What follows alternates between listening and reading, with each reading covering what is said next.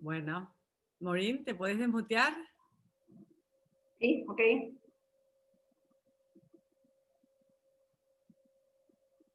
Bueno, ¿quieren que empecemos? Sí.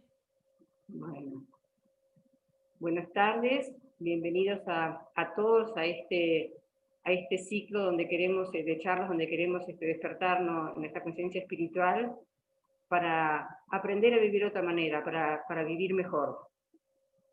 Antes que nada queremos agradecer a todos por el apoyo, por la colaboración que nos permite llegar cada vez más lejos. Acá en la placa aparece el QR, el link. También lo pueden hacer, si no, a través de nuestra página, ahí está, www.comunidadsea.org.org. Hoy hay participantes de muchos lados, a ver, para no olvidarme, agradeciéndoles a todos, Brasil, Chile, Colombia, El Salvador, Honduras, México, Nicaragua, Paraguay, Perú, Uruguay, Venezuela, Estados Unidos, España y por supuesto de muchísimos lugares de Argentina. Así que bienvenidos a todos y a disfrutar ahora de esta charla. Y antes que nada, les voy a recordar dos cositas técnicas en realidad. Una es que los micrófonos van a permanecer silenciados para que no haya interrupciones, y también va a estar cerrado el chat mientras el orador está hablando. Al final van a abrirse los micrófonos y el chat, y si quieren hacer preguntas, se las pueden hacer a Marieta, figura como preguntas. Después al final, bueno, se podrán responder. Bueno, y ahora, esa es la presentación, ahora los voy a dejar con Inés, que va a presentar al orador de hoy. Gracias, Maureen. Bueno, bienvenidos. Qué lindo de vuelta estar juntos. La verdad que estábamos esperando este momento con nuestro orador, que es uno de los oradores del Congreso, este Congreso que tuvimos que retrasar hasta junio del año que viene, si Dios quiere. Y por eso, pero gracias a eso surgió este ciclo de conferencias que queremos así despertar nuestra conciencia espiritual. Y justamente nuestro invitado principal, Christian Plebst, que es bueno, un privilegio, Christian, tenerte con nosotros, él nos va a hablar justamente de neurociencias y espiritualidad, porque queremos realmente profundizar en cómo nuestra biología está preparada, capacitada, creada para integrar esta dimensión espiritual, que aunque no la vemos es tan esencial, potente. Entonces queremos ver esa relación, cómo se integra, cómo... Bueno, ¿quién es nuestro invitado? Christian Plebst es médico, estudió en la Universidad de Buenos Aires, es psiquiatra, hizo su especialidad en el Hospital de Clínica en infanto juvenil, consultor en desarrollo infantil, educación e inclusión. Se formó tanto en el país como en el exterior, en el Clínicas, en Iowa, en Columbia University. Diseñó y dirigió el Centro Terapéutico para Niños y Adolescentes en el FLENI, CETNA, durante 10 años. Y desde 1999 investiga, estudia y practica personalmente diversas líneas contemplativas, con especial énfasis en samatha vipassana y en prácticas yógicas. Hoy principalmente apoya el desarrollo de niños con autismo y sus familias. Su labor diaria se centra en atender en el consultorio, supervisar equipos de trabajo, tanto en entornos clínicos como en escuelas. Brinda capacitación en el país y en el exterior y en la actualización de las prácticas áulicas y escolares hacia la incorporación de la educación emocional, de la atención plena, y también promueve y capacita en inclusión y colaboración colaborativa, mutua y recíproca. Sus actuales intereses incluyen las comunidades Camp Hill, siendo miembro fundador del proyecto Respirar Comunidad. Actualmente es director de la Academia de Enseñanza Consciente en Latinoamérica con el método Elaine Snell y fundador de la organización Atentos por Naturaleza. Cuando le preguntaba hoy a Cristian, pero ¿qué es lo que más te apasiona, Cristian? Y este es un un currículum achicado, achicado, achicado, achicado. Me decía, lo que está viviendo en este momento de su vida es la espiritualidad. Así que, Cristian, para nosotros es un placer tenerte. Te vamos a poner para ya dejarte. Ahí estoy. Acá Gracias, estás. Inés. Y como siempre lo hacemos, invito a toda la comunidad, a todos los que están presentes, ya somos 460 acá en el Zoom y otros en YouTube, que mirándolo a Cristian, respiremos hondo, disponiéndonos a escuchar, a abrir nuestro corazón, a abrir nuestros poros, abrir los oídos interiores y desearte el bien. Deseamos que las palabras que vas a pronunciar esta tarde nazcan de tu sabiduría, esta que recibís, y que nosotros también podamos recibirlo, y por más que vamos a estar escuchando, entramos en un diálogo tan amoroso, recíproco.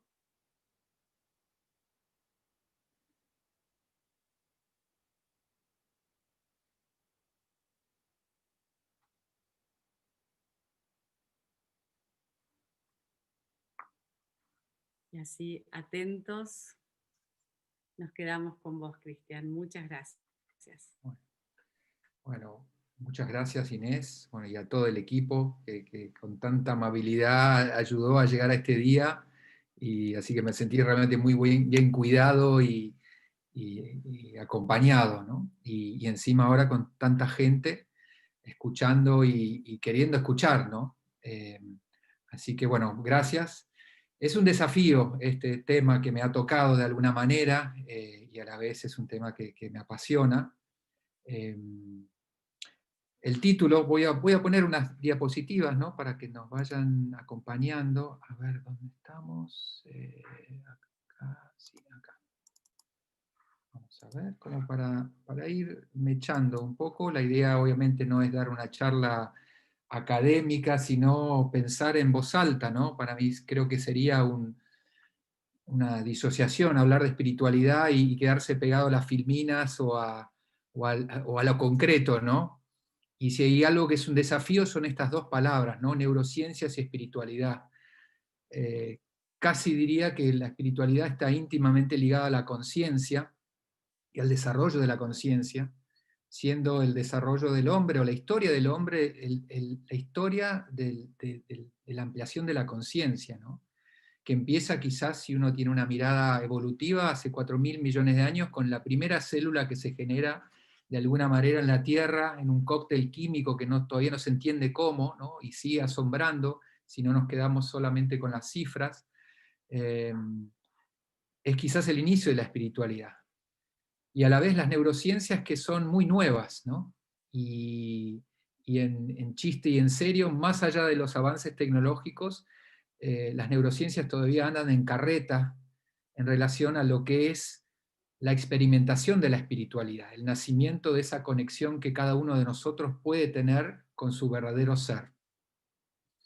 Entonces es un gran desafío, cómo apenas, yo creo personal, y no soy yo solo, sino una escuela creciente de científicos que, o casualidad, son también contemplativos, ¿no? Porque creo que parte de las neurociencias empiezan a despertar cuando los científicos empiezan a sentir los beneficios de la espiritualidad, ¿no? De las prácticas contemplativas. Ahí es donde hay muchísimos, yo me acuerdo las primeras charlas que daba, mencionaba un trabajo de Sara Lazar, que mencionaba cómo ella, entrenando para una maratón, se lesionó y la enviaron a hacer algún tipo de movimiento contemplativo y movimiento consciente, y ella en apenas 3 semanas empezó a poder sentir unos beneficios que no se explicaban.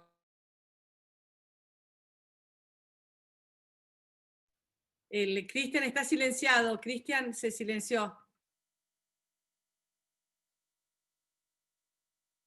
Ok, ahí estoy. Perfecto. Les pedimos por favor que silencien los micrófonos todos ustedes. Ok. Y te uso, Inés, ¿por dónde escuchaste? ¿Qué fue lo último que escuchaste mío? No, lo de esta mujer que la mandaron a hacer ok. esta Y en realidad lo interesante es que la mayoría de las personas que están haciendo este puente, por suerte, hay gente que empieza a investigar las neurociencias porque quiere justamente comprobar que no es todo lo que es, ¿no? O sea, que se da una puja, siempre se da una puja en las ciencias, están los trabajos que pueden respaldar los beneficios de las prácticas espirituales, porque hablar de espiritualidad es muy grande, ¿no? Hoy lo que voy a tratar de hacer es compartir en particular un área que es donde más trabajos se están publicando por la manera en la que se pueden investigar, por la manera que se pueden establecer las variables directas e indirectas de una práctica en relación a beneficios a nivel de lo mental, lo cognitivo, lo corporal y lo emocional. Es un poco lo que hoy, de alguna manera, también hace que esta charla hoy sea posible, porque en los 70 empieza, gracias a trabajo de un médico que se llama Jon Kabat-Zinn, que no es el único, porque en ese momento había muchos médicos que ya estaban trabajando con prácticas espirituales, con prácticas para la reconexión de la mente, el cuerpo y el corazón para el tratamiento de cáncer, pero es Jon Kabat-Zinn el que estandariza una manera que permitió realmente medir tanto en marcadores biológicos del cuerpo como en marcadores cognitivos emocionales y en salud general, una diferencia entre el antes y después de abordar prácticas contemplativas en realidad de una manera amplia, ¿no? Y prácticas que tenían que ver con el movimiento consciente. O sea que esa va a ser mi ventanita de hoy, más allá haciendo esta aclaración que en realidad estamos queriendo ponerle palabras a prácticas que son netamente experienciales, ¿no? Porque la espiritualidad, cuando se inicia ya hace mucho tiempo, en realidad era un boca a boca, era una sabiduría que se pasaba de manera coherente del que era el maestro a los alumnos, a los mentores. Y esta sigue siendo la tradición, y hoy el gran desafío es justamente que hay tanta información dando vueltas y tantos maestros dando vueltas que en realidad aumenta la necesidad del discernimiento y de la práctica personal y no solo el quedarse con las palabras, ¿no? Así que vamos a seguir acá. A ver. Vamos a ver si podemos ir a avanzar esto. Ahí está. Entonces nuestro gran desafío hoy, por un lado, es este desfasaje que hay entre la cantidad de trabajo escrito, ¿no? Porque los primeros registros escritos de prácticas espirituales obviamente datan de más de 6.000 años. Toda comunidad ancestral tenía sus prácticas de reconexión y de recuerdo del asombro de la conexión con la tierra, con el cielo, con el clima, como una práctica de conexión y de alguna manera una práctica que permitía regular los ritmos, ¿no? Y los ritmos no solo son los ritmos externos, ¿no? Sino los ritmos internos de las ansiedades del tener y el hacer, ¿no? Nosotros hoy estamos quizás viviendo la cresta de una comunidad armada en un paradigma de creencias que tienen que ver con tener y hacer. No, vamos al colegio y nos dicen que tenemos que ir al colegio para tener que ser alguien, ¿no? O sea que en realidad todavía no somos. Y de ahí de alguna manera la espiritualidad tiene ya una base distinta, ¿no? De alguna manera ya la mayoría de las tradiciones espirituales nos hablan de una esencia, de una verdadera naturaleza, que no se adquiere, sino que de alguna manera tiene que ver con encontrarla. Pero no es una búsqueda lineal, sino es algo que ya somos. Y eso aumenta el desafío con nuestro actual paradigma y nuestro actual lenguaje, que es un lenguaje lineal y es un lenguaje que transita en el tiempo, ¿no? Es como que el tipo de conocimiento puede ser en base a lo conceptual, en base a la experiencia y en base a lo contemplativo y lo trascendente, que es una mirada para adentro, para experimentar con un mismo método científico como miramos para afuera, conocernos en la interioridad, en la intimidad. Cómo observamos lo que emerge, lo que pasa, lo que es transitorio y lo que no es transitorio desde nuestro interior, como una práctica permanente, como algo que hacemos en lo cotidiano, describiendo la espiritualidad desde un marco abierto, ¿no? Entonces ahí podemos ver cómo la espiritualidad tiene mucho que ver con un camino que es vertical y atemporal, y nuestra sociedad del tener y el hacer es más horizontal y temporal. Avanzamos hacia un lado, tenemos que tener logros para obtener un sentido interno de quién soy. Yo soy mi bienestar externo, yo soy mis pertenencias, mi poder, mi familia, y la espiritualidad de alguna manera nos viene a decir que hay algo complementario interno que da igual sentido o propósito, en realidad no es igual, sino superador a la seguridad de las cosas externas.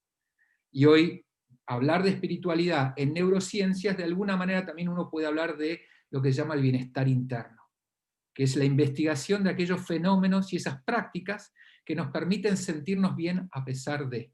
Está muy relacionado a la resiliencia.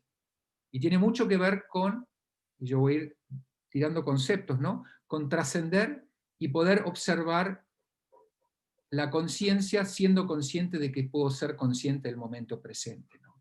Y eso hoy en neurociencia se llama metacognición o metaconciencia. Y de vuelta, haciendo estos puentes, la gran parte de la charla no es hablar del lugar del cerebro del alma o hablar dónde está la conciencia en el cerebro, porque sería reducirlo realmente a algo que yo creo, como dice esta frase, no lo vamos a poder ver porque hoy seguimos arriba de creencias y de paradigmas, ¿no? Y no creo en equivocarme en decir que quizás seguimos con otra distancia, incurriendo en mismos errores paradigmáticos como este, que en realidad ocurrió apenas, ¿hace cuánto? Hace 600 años más o menos, hace 700 años, cuando pensábamos que la Tierra era plana. O antes de la aparición del microscopio, que pensábamos que la vista era el límite del mundo, de lo que podíamos llegar a ver, y después aparecen infinitos mundos de microbios, de gérmenes, de átomos subatómicos que no dejan de ser infinitos hasta cierto punto, holográficos, ¿no? Igual que el telescopio. Entonces, hoy seguimos teniendo que tener mucha humildad, y esta charla se embarca justamente en esa humildad de estar compartiendo y pensando en voz alta un poco de lo leído y también de lo experimentado, ¿no? Porque todo gran maestro espiritual, de los maestros espirituales, obviamente no estoy diciendo que yo sea un maestro espiritual, yo soy un aficionado, siempre habla de la experiencia propia. No hagan lo que yo digo, no confundan el dedo con la luna, sino básicamente todo lo que está escrito y todo lo que antiguos maestros han descrito, en realidad, a través de parábolas o metáforas, lo que están diciendo es el verdadero encuentro con uno mismo. Y cómo lograrlo eso. Y uno lo que hoy encuentra, gracias también a las neurociencias, es que la mayoría de las grandes tradiciones espirituales y religiosas, en las palabras, en las metáforas, en las analogías, en los cuentos, en la esencia de esto están hablando de que nosotros ya somos el reflejo. Nosotros somos igual que, o podemos ser igual que, o podemos acceder al reino de los cielos. Que en realidad, una y otra vez eso tiene que ver con estados de presencia y estados de conciencia. Que obviamente se pueden hablar, o podemos discutir, ¿no? Como se dice acá tradicionalmente, de política y de espiritualidad no se habla en la mesa, ¿no? Porque cada uno puede tener su opinión y está bien que sea así, y es un trabajo muy íntimo, ¿no? Porque en realidad la espiritualidad es uno con uno mismo. Los productos se ven afuera, pero el marcador de esa espiritualidad tiene que ver mucho con el nivel de paz que uno tiene a lo largo del día. Después tendrá que discernir si esa paz es indiferencia o es realmente paz para la acción, es un poder, ¿no? Donde uno realmente está pudiendo ver la vida con calma y claridad, pudiendo ser un participante activo, ¿no?, de la vida. Todo el tiempo vamos a estar compartiendo todas estas palabras desde esta humildad, ¿no?, de poder darnos cuenta que todo lo estamos construyendo mientras estamos hablando. Y hoy, ¿dónde nos encontramos, ¿no? En esta frase, ¿no? No basta con entender nuestra época en términos meramente políticos, económicos. Para entender lo que significa la humanidad, es preciso día a día tomar conciencia de las formas más profundas del alma. Las neurociencias no van a hablar tanto de alma, pero sí van a empezar a hablar de este bienestar interno y especialmente de la resiliencia. La resiliencia es la capacidad de alguna manera que todos tenemos, porque somos una especie resiliente. Nacemos allá lejos y hace tiempo, los primeros antecesores de nuestra especie empiezan a aparecer y a poblar la Tierra hace 6 millones de años. Y en realidad, por una cuestión de resiliencia. Esta cuarentena es un desafío para nuestros valores, ¿no? Nosotros somos seres biopsicosociales, y como siendo seres biopsicosociales, cuando quién soy yo está definido por mi cuerpo, mi físico, mi apariencia, lo bio, o definido por lo psicológico, por mis emociones, por mi personalidad, o definido por lo social, que es los vínculos que yo tengo, cuando eso está, yo estoy bien, y cuando eso no está, no estoy bien. Y esta cuarentena justamente ha venido a desafiar esto, porque lo que nos falta a esa mesa con 3 patas es el cuarto lugar, ¿no? Que es la espiritualidad. Somos seres bio, psico, socio-espirituales. El gran desafío con nuestro paradigma, ¿no? Que los paradigmas quizás, el paradigma actual que empieza al final de la Edad Media con el Renacimiento, ¿no? Tiene 400 tantos años, está muy basado en las ciencias, en el bienestar externo, en las comunidades, en las comodidades, ¿no? En haber logrado que la tecnología nos vaya corriendo un poco la necesidad de contactarnos con un bienestar interno. Pero hoy estamos llegando a ese límite donde no nos alcanza lo externo. Y hasta cierto punto lo externo es una trampa, en donde uno siempre se está buscando un lugar afuera con lo que uno hace, lo que uno necesita tener, para no perder la mirada del otro o la aceptación del otro, cuando en realidad el primer amor es hacia uno mismo, es la aceptación plena, ¿no? Es la autocompasión. Y ahí vamos a hablar vamos a mencionar la palabra amor, ¿no? Como una esencia, ¿no? Muchas de las cualidades que nos dan seguridad tienen esta característica de ser incondicionales, no están condicionadas por nada, emergen. Mucho de nuestro bienestar externo, de lo que logramos a través de nuestra carrera, la educación, que ninguna de estas cosas invalida esto. Lo que estamos siempre diciendo es que son verdades complementarias.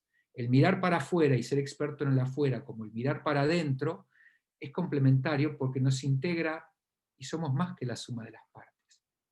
Porque en esa complementación de lo externo, con lo interno, cambia lo externo.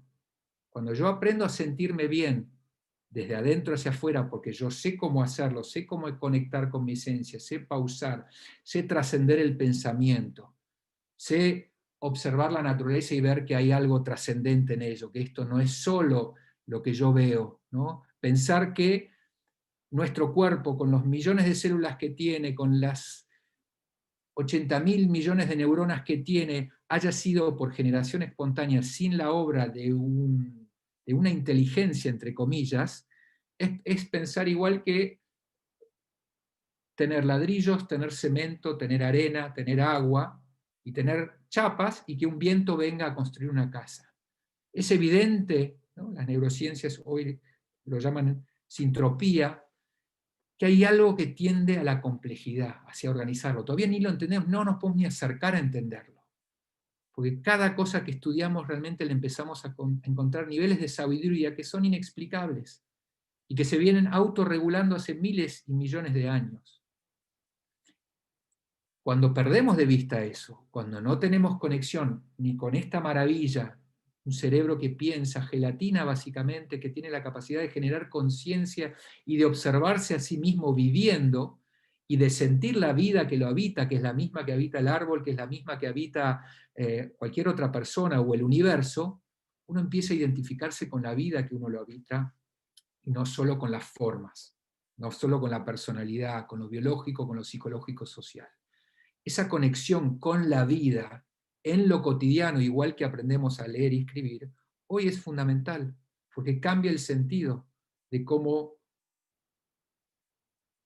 de nuestro propósito, de nuestros sentidos en la vida. Cuando yo sé sentirme bien y no es solamente un bienestar interno porque yo sé sentirme bien, sino desde la espiritualidad lo que es la sincronía, la armonía y la conexión, entre comillas, con algo más, con algo que me da una confianza interna y que me hace sentir una pertenencia. Y esto es lo que la mayoría de las personas describen en las distintas tradiciones de prácticas de quietud, de oraciones de silencio, de prácticas meditativas, de prácticas contemplativas. Porque en realidad las prácticas contemplativas o la meditación para las neurociencias es el método científico de parar, pausar y observar para adentro con una objetividad que permite entender la gran cantidad de variables que tenemos adentro, las sensaciones, las percepciones, las emociones, los sentimientos, los pensamientos, los juicios, y poder entender y observarlas para poder aprender de ellas. Hoy tenemos mucho conocimiento, por ejemplo, en la meteorología. Nosotros podemos anticipar si en una semana va a llover o no va a llover, de acuerdo al viento, a la presión, y en realidad tenemos muy poco conocimiento de las mismas variables directas e indirectas que nos habitan. y qué es lo que pasa cuando, más allá de tener un rol en la vida, yo soy Christian Plebs, soy médico, estoy casado, tengo 2 hijos, ¿a qué le doy de comer todos los días?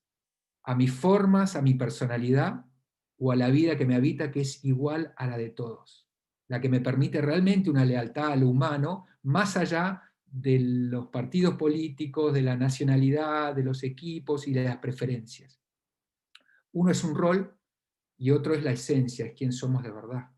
Cuando yo confundo quién soy de verdad con las formas, el paradigma bajo el que yo vivo en una sociedad donde tenemos que lograr ser alguien es de competir, comparar y juzgar.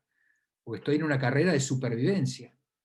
Hoy la mayoría de nosotros seguimos usando nuestro cerebro en modalidad supervivencia. Es comparar, competir con el otro. Obviamente van a aparecer las zonas de afiliación, donde con mi familia, mi barrio y con mi comunidad aparecen quizás otros valores. Pero ese trabajo más profundo, que así como uno puede aprender a leer y escribir en primer grado, pero uno puede perfeccionar yendo a la universidad, hoy la espiritualidad tiene esa misma cualidad, porque somos seres espirituales, ya traemos espiritualidad. Pero ya hoy el nivel de desafío que nos propone el mundo, el nivel de desconexión que tenemos, entre comillas, nos obliga a la práctica espiritual. Quizás hace 30 años atrás, 40 años atrás, el ritmo de lo externo y mi ritmo interno de alguna manera no estaba sobrepasado.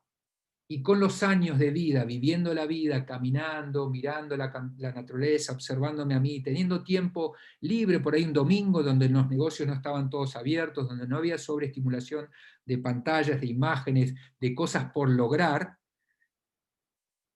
ese tiempo hacía que aparezca un néctar, ¿no? Una sabiduría del saber por dónde pasa la vida.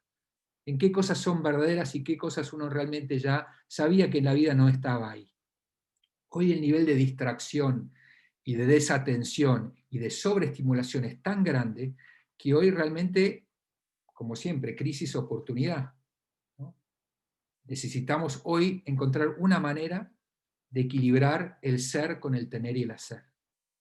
Y cuando el tener y el hacer se hace sin el ser, me sigo buscando afuera y voy a usar mucho más de la tierra porque quiero encontrar mi identidad en las cosas que son mis pertenencias o en la gente. Cuando yo puedo aprender a despertar el ser y ponerme en contacto con ese nivel de pertenencia, de seguridad, de integralidad y de dignidad, que no tiene explicación. Uno lo encuentra en la práctica, cambia mi relación con el entorno. Ya miro y tengo otra atención, porque ya no estoy compitiendo, ya no tengo que demostrar nada, yo ya soy. Y hoy lo que estamos estudiando es esas sensaciones de bienestar que una y otra vez, ¿no? Yo tengo varios libros que traje, uno de los quizás que más claramente habla de estas experiencias, tanto narradas y noveladas, ¿no? Por 2 investigadores que son quizás algunos de los que más escriben, que es Daniel Goleman y Richard Davidson, en un libro que se llama Rasgos Alterados. Ellos acá narran un poco las neurociencias de las prácticas contemplativas y cómo fue su propio camino de encuentro.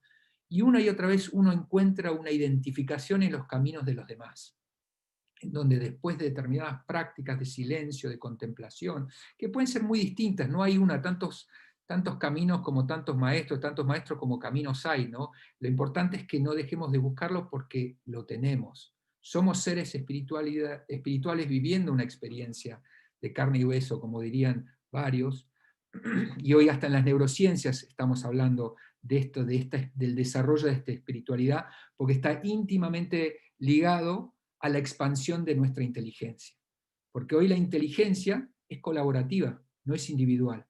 De vuelta, venimos de un paradigma donde la inteligencia fue vivida como algo que es individual, pero hoy la cantidad de información que tenemos y la cantidad de información o de comprensión que necesitamos para resolver nuestros grandes desafíos, necesitamos de una inteligencia colaborativa. Y solo el amor expande la inteligencia colaborativa.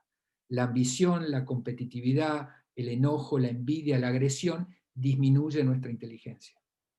Y esto también es producto de la investigación no solo de las neurociencias, sino de la comprensión evolutiva, porque algo cambió hace aproximadamente 10 a 15.000 años.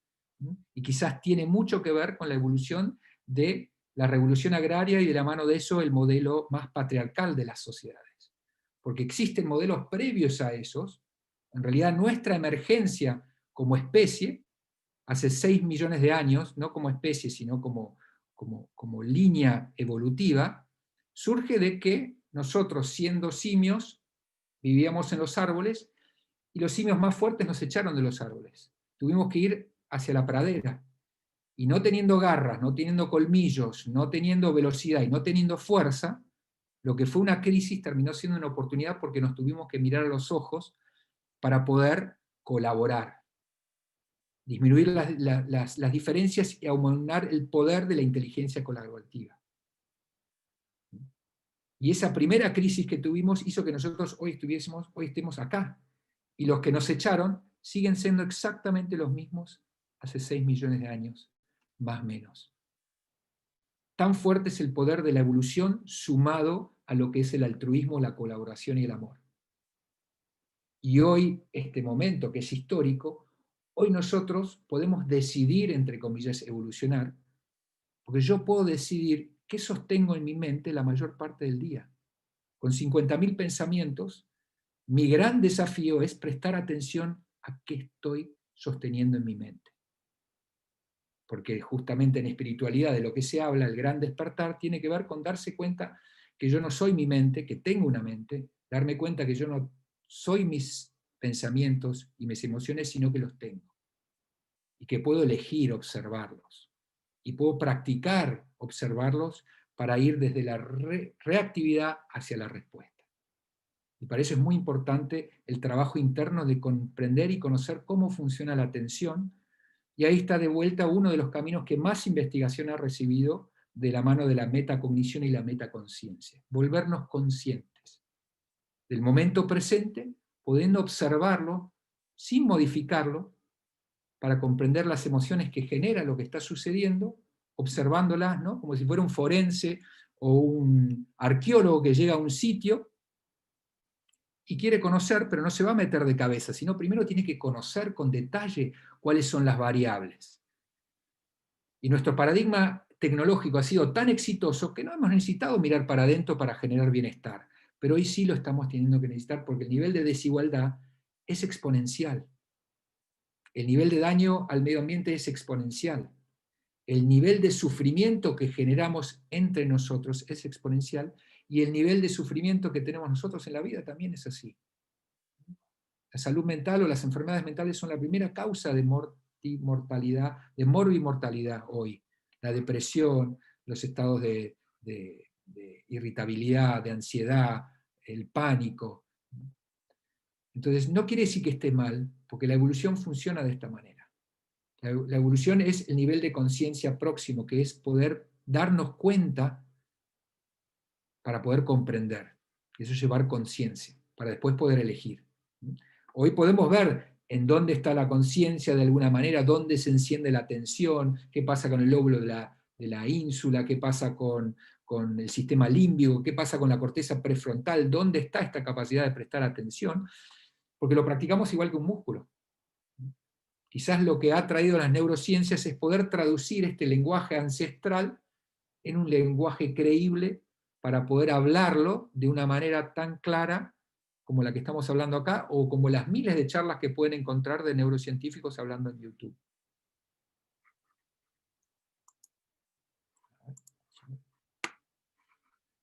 Ahí está. Y de vuelta, como yo les decía, esto no es nuevo, ¿no? Porque esto es un cuadro sacado de la Ayurveda, ¿no? De la medicina tradicional de la India, pero cada medicina tradicional tiene este cuadro, ¿no? Las grandes tradiciones espirituales miraban esto de la prevención de la enfermedad, el tratamiento de la enfermedad, el enaltecimiento de la salud, y como cuarto caso, y quizás el lugar más importante del cuidado de la salud, el desarrollo de la conciencia.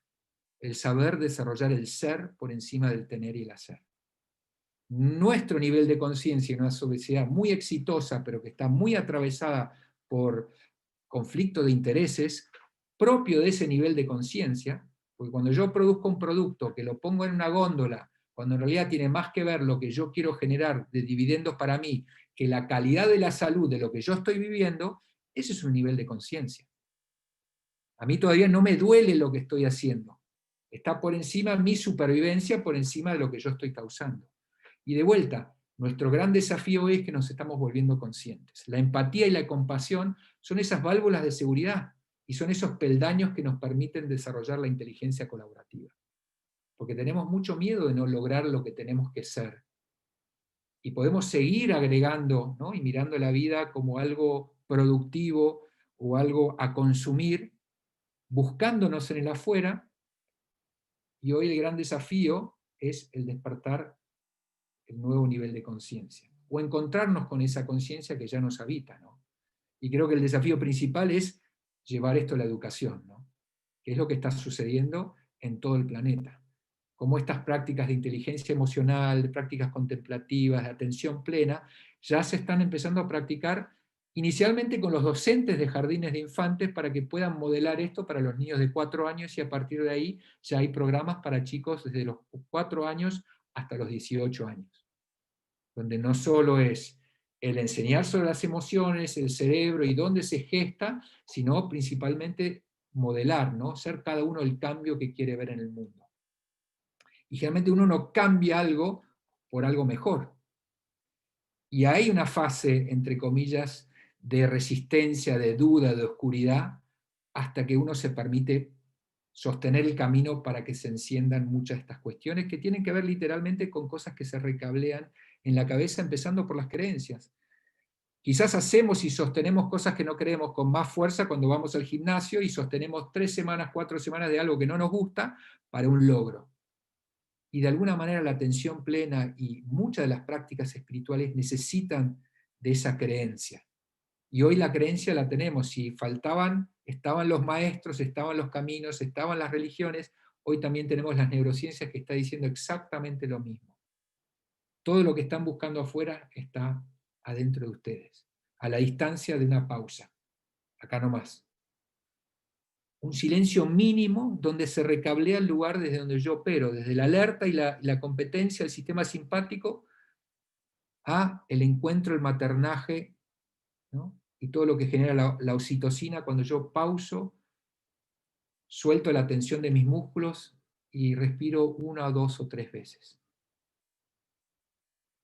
Y estas experiencias, ¿no? Que se llaman despertares o se llaman prácticas, obviamente después tienen la profundización y en el crecimiento y en el cultivo de estas prácticas, ¿no?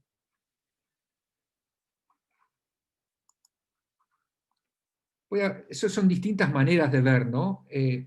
Porque la espiritualidad, y para evitar de vuelta caer en la entelequia en donde uno llega a algún lado, en realidad esta es una manera de ver cómo hoy vemos que la práctica espiritual es algo continuo, ¿no? Es algo de vuelta, ¿no? Los mismos valores que hablamos de humildad, de amor, de compasión, permanentemente están en desafío. Y son, acá como dice acá, ¿no? Las emociones son nuestros grandes maestros, son los que nos dicen, entre comillas, en qué piso estamos, ¿no? Pero para poder contactarse con las propias emociones, las emociones no suceden acá, son la repercusión de algo que se inicia acá imperceptiblemente. Que en realidad en inicio son sensaciones en el cuerpo, por eso las sensaciones son sentimientos, cuando después el pensamiento y la cultura y las creencias terminan amalgamando las emociones que se dan en la interfase entre la mente, ¿no? y el cuerpo. Pero el cuerpo es el sentir, el cuerpo sabe. El cuerpo es el que me dice a qué necesito, cómo me siento. Y la mayoría de nosotros vivimos mucho en la mente y poco en el cuerpo. Tenemos un volumen aumentado del cuerpo, de la mente, y bajo del cuerpo. Entonces permanentemente podemos vivir. Esto lo podemos ver como en una vida propia nuestra o también como la evolución de nuestra especie, ¿no? A medida que vamos agregando niveles de perspectiva que nos incluyen a nosotros mismos, ¿no? El poder observarnos a nosotros mismos, darnos amor a nosotros mismos, ¿no? Aceptarnos, que no quiere decir no querer cambiarnos, pero estar plenamente enamorado con quien soy hoy, que no quiere decir que yo no me cambie, pero eso es una práctica netamente espiritual, porque tiene que ver con cómo yo estoy con mí mismo la mayor parte del día, siendo consciente, pudiendo conocerme, con el interés de conocerme, pero yo ya sabiendo que soy desde esa seguridad. Y gran parte de estas subidas y bajadas tiene que ver con sentir cómo me siento, porque cómo me siento me dice cómo me estoy tratando en relación a lo que está pasando. Y esto, hoy está, entre comillas, muy en boga hablar justamente de resiliencia, porque si hemos perdido algo, hemos perdido todos nuestros referentes en esta pandemia, todo lo que nos daba seguridad, todo lo que nos daba hábitos, lo que nos mantenía contenido, porque teníamos rutinas, hoy ha desaparecido. Y poder tener esa capacidad de, más allá de todo, contactar con algo que no cambió, que es mi capacidad de observar la vida desde la vida misma, desde la vida que me habita, es lo que me permite volver, sentir dónde estoy hoy y recordar. Recordar es volver al corazón, es recordis. Y después afinar, ¿no? Como vamos a ver después. Recordar es recordar quién soy. Si no me siento en paz y me siento con ansiedad, no quiere decir que estoy haciendo algo mal. En primer lugar, me olvidé de parte, porque estoy quizás operando más de que si algo me falta, estoy en riesgo de vida o muerte. Sistema simpático, alerta, competencia, ser y tener. Cuando me doy cuenta, yo en ese momento puedo pausar y puedo respirar y puedo activar todo otro centro, puedo llevarle más circulación a la corteza prefrontal, puedo bajar, ¿no? Puedo controlar desde la corteza prefrontal el cerebro, entre comillas, de los mamíferos más inferiores, que sería el límbico, y con la corteza cerebral, que es la última aparición en el desarrollo del cerebro, con el neocórtex, y más desarrollado, si yo practico esto de prestar atención de manera deliberada, con estos niveles de amabilidad y confianza, sabiendo que yo ya soy, pero estoy aprendiendo, yo esto lo aumento, y la solidez de cada piso va siendo más claro. Y las disminuciones al sótano quizás van a ser menores, pero van a seguir sucediendo porque es la vida misma la que me sigue enseñando.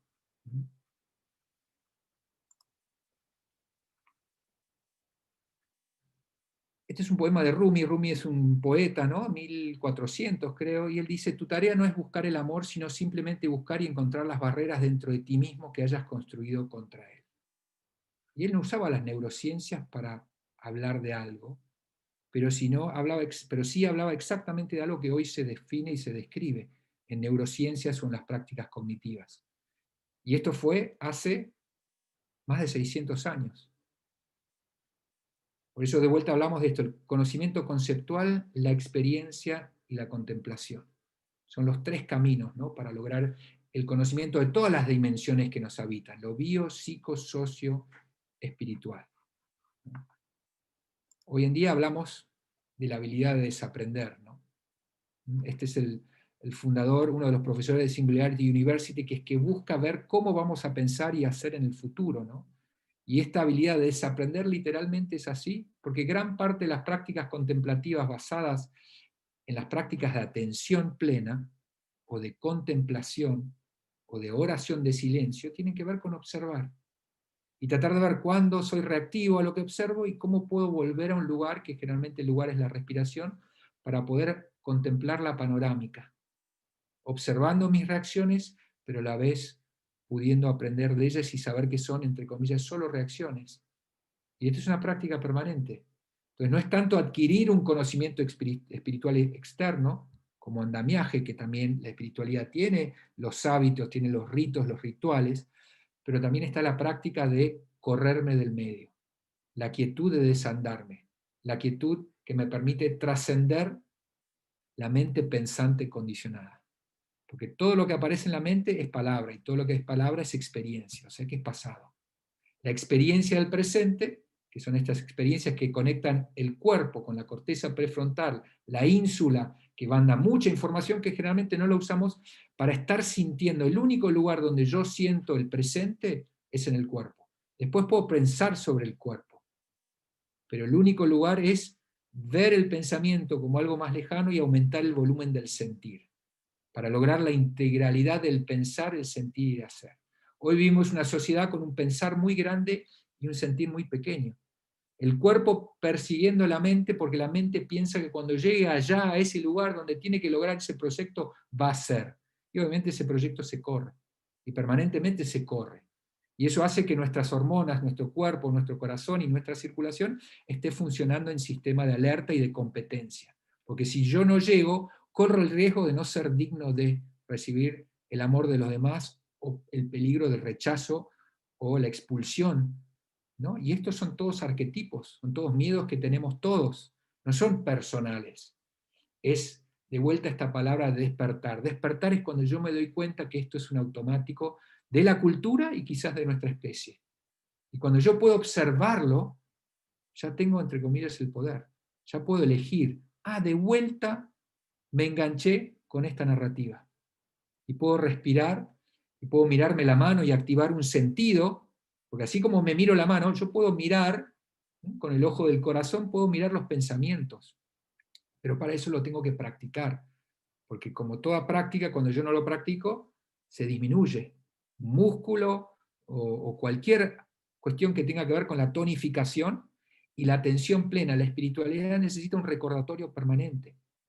Pero una vez que esto, entre comillas, nos ofrece los beneficios y nos contacta con esa esencia, es muy difícil, no hay marcha atrás. Es imposible hacerse el distraído, justamente por lo que uno encuentra allí. Y esto es un pequeño experimento, obviamente no los veo a todos ahí, pero la pregunta que les haría es, ¿qué es lo que ustedes ven ahí? Y apuesto que el 80-90% de las personas diría un cubo. Entonces mi próxima pregunta diría, ¿cómo ven un cubo si es una pantalla plana? Un cubo tiene 3 dimensiones, entonces uno no puede ver un cubo ahí. Entonces algo construye un cubo. Entonces la próxima pregunta que le diría, bueno, intenten no ver un cubo ahí. Y es muy difícil no ver un cubo. El cubo se arma a pesar mío. Yo puedo ver y decirme, hay rayas negras y hay un fondo blanco. Pero hay algo que ya tiene una práctica y que me antecede. Algo que se construye a pesar mío. Y esto es un muy buen ejemplo de lo que son las creencias. Los primeros 6 años de nuestra vida es donde acumulamos la mayor cantidad de las creencias culturales. Y los hacemos antes de que tengamos memoria biográfica, autobiográfica, y que podamos elegir. O sea que cuando hablamos de desandar o de desaprender, tiene muchísimo que ver, no solo con esto, sino darnos cuenta cuál es el programa que tengo. ¿Qué es lo que me hace ser quien soy yo? ¿O quién soy yo? ¿Yo soy los objetos, la vida, la narrativa? ¿O soy lo que sostiene la vida? ¿No? Y un poco el ejemplo que surge acá, ¿soy el océano o las olas? Las olas sí, cumplo en algún momento, pero después tengo una esencia. Igual que confundirme entre las nubes y el cielo. Yo no soy las nubes, yo no soy lo que pasa en la vida, soy la vida. ¿No?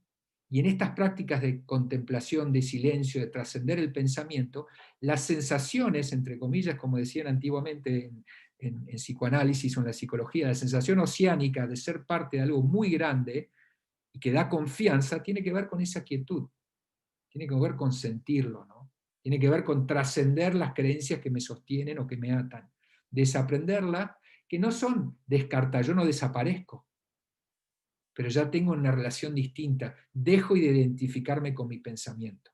Ya me identifico con la vida, con el asombro, con la respiración, con las vivencias que me da la vida, que son ilimitadas y ya no tienen tiempo.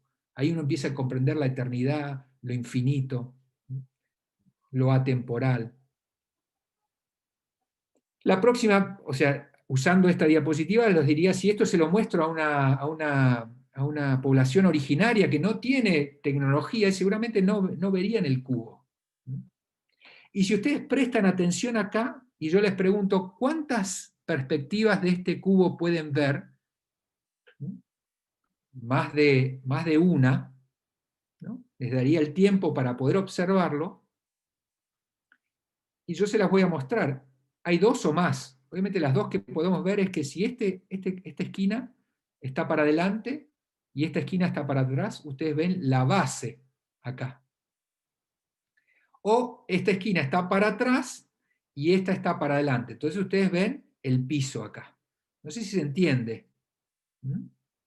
Entonces, la próxima pregunta, si estuviésemos en un salón lleno, yo diría, bueno, a ver, obsérvenlo y vean si pueden ver los 2 cubos a la misma vez.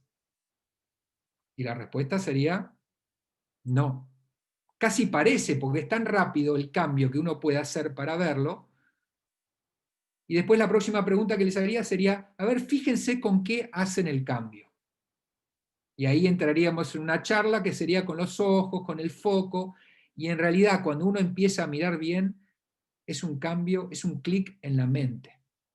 No es ni con los ojos, ni con el ajuste de la vista, es una intención y es una actitud mental ver lo otro.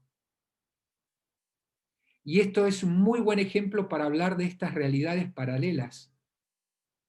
Lo biopsicosocial, lo conceptual, el pensamiento y nuestra esencia verdadera. Todo el tiempo estamos conviviendo. No es lineal. Está acá y está el espacio de una pausa. O a la distancia una pausa de una sonrisa, de un recuerdo, de una mirada del cielo, de una flor. Y depende cuántas veces por día yo me siento para saber dónde está y cómo me estoy tratando. Si yo no me siento bien, no quiere decir que esté mal no sentirse con ansiedad, con envidia, con celos, porque son las emociones justamente que nos permiten empezar a conocer las otras emociones esenciales, incondicionales del amor, la compasión, la envidia, la paz, perdón, y todo lo que trabajamos cuando nos encontramos con estas sensaciones internas. Vamos a ver cómo vamos con el tiempo. Ustedes me dirán. Ok. Les voy a dejar algunos datos acá, ¿no? Como para poder, obviamente la idea era compartir estos pensamientos en voz alta con ustedes. Yo no sé si se está viendo, pero este es el libro que yo les había comentado. También lo pongo acá para que le puedan sacar una foto. Y estas son charlas que pueden obtener en National Geographic, dadas por uno de los autores, que es Richard Davidson, donde básicamente en esas charlas él nos comparte quizás lo que estamos aprendiendo para recomprendernos, ¿no? Para poder ver que esto no son solo palabras, sino que por un lado somos seres muy maleables, que permanentemente estamos cambiando. Esto de que la personalidad no se cambia justamente está desafiada por este título. Yo cuando estudiaba psiquiatría es que la personalidad no se cambia. Y hoy la espiritualidad puede ser una manera de ser, dependiendo de cuánto yo habito y practico esta mirada hacia mí mismo, hacia los demás y hacia el mundo. Entonces, en esta neuroplasticidad, que tiene mucho que ver con cómo me trato a mí mismo durante todo el día y la gente que me acompaña, desde mi especialidad, esto desafía los grandes diagnósticos de la psiquiatría, desde la bipolaridad, las depresiones, porque depende tanto como yo aprendo, si no recibí ese amor de la infancia, sino a ser muy autocompasivo conmigo mismo. Si no lo recibí, me lo puedo dar yo. Y a la vez también tengo que saber qué tipo de vínculo necesito que me acompañe de alguna manera incondicional. Ahí es donde empezamos a entender la función de las comunidades espirituales en la sanación, o en muchos de los problemas que tienen que ver con la adicción, o que tienen que ver con un montón de desafíos de salud.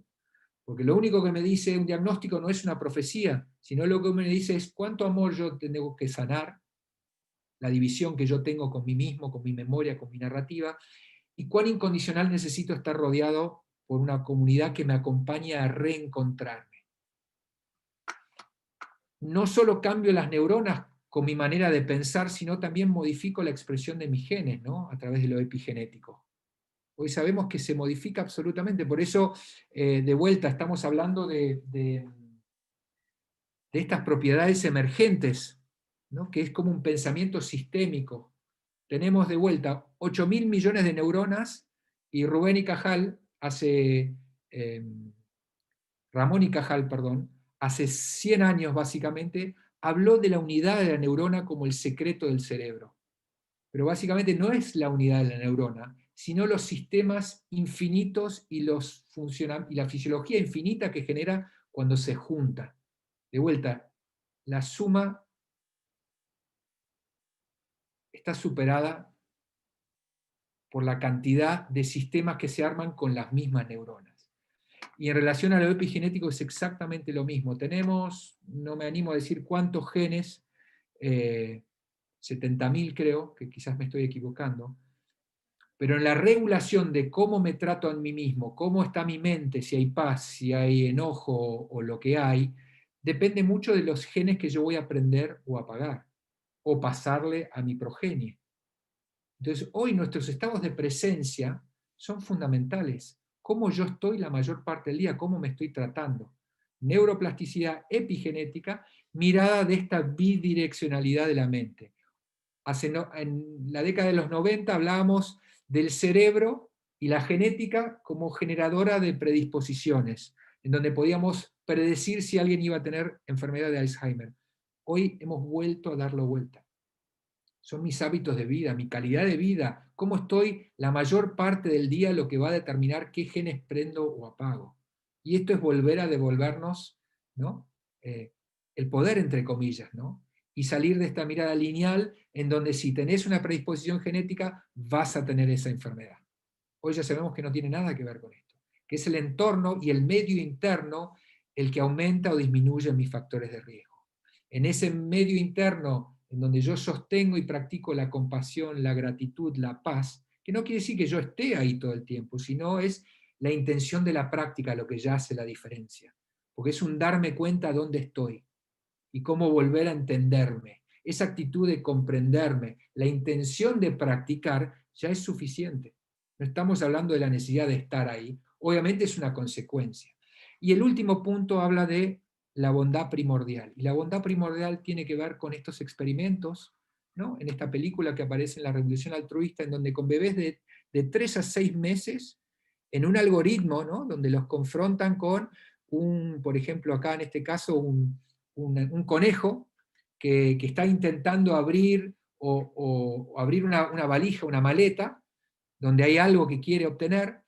Hay un conejo que lo quiere ayudar, pero hay otro, ¿no? El anaranjado, que se le tira encima la tapa y la cierra, y no lo deja abrir.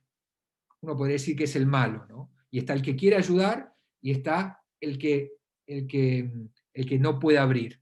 Y cuando se los ponen así adelante, como ustedes ven ahí, los bebés de manera estadísticamente significativa, con la mirada o señalando, sostienen más la mirada en aquel conejo que quiso ayudar al que quería abrir la valija. Y estamos hablando de bebés de 3 meses a 6 meses. ¿Y por qué bebés tan pequeños? Porque justamente disminuimos el impacto sobre la cultura y las creencias sobre el aprendizaje. O sea que hoy podemos hablar de esta bondad primordial, y podemos volver a entender y revisitar este concepto de una cosa es tener que ser bueno y aprender a ser bueno y sentirse mal porque uno no es bueno, y otra cosa es desaprender para que emerja la bondad primordial.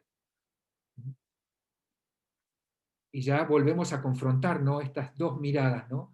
Todo lo que es únicamente de acá, sin la coherencia del acompañamiento, de la posibilidad de equivocarse, de aprender, de reaprender y de frustrarse, pero volver a aprender, tiene mucho que ver con el camino espiritual.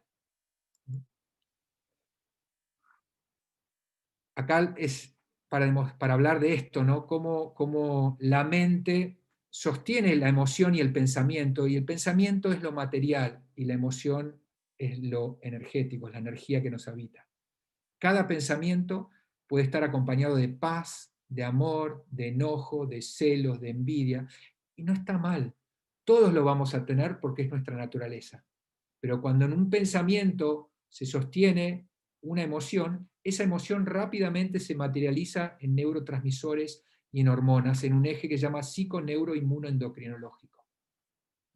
Y esta es la transformación neta, casi como que la teoría de relatividad de Einstein, donde la energía se transforma en materia, y la materia se puede transformar en energía, de acuerdo a cómo me relaciono con lo que estoy sintiendo a cada segundo, pero para eso tengo que estar prestando atención, un poco para afuera, pero también una atención plena hacia adentro para entender, no para bloquear, no para reprimir, no para negar, sino para aprender a comprenderme, cómo soy hoy.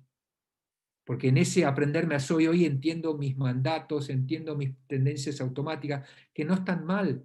Mi sociedad y mis padres hicieron lo que pudieron con lo que tuvieron. Y son parte de una generación. Y cada generación va trayendo, entre comillas, su cruz, y a la vez también cada generación va ampliando el nivel de conocimiento, que es lo que estamos quizás compartiendo acá, pudiendo entender cosas muy complejas, ¿no? Y ya vamos a ir acelerando, porque creo que ya, ¿no? Con el tiempo, ¿cuánto tendremos de tiempo?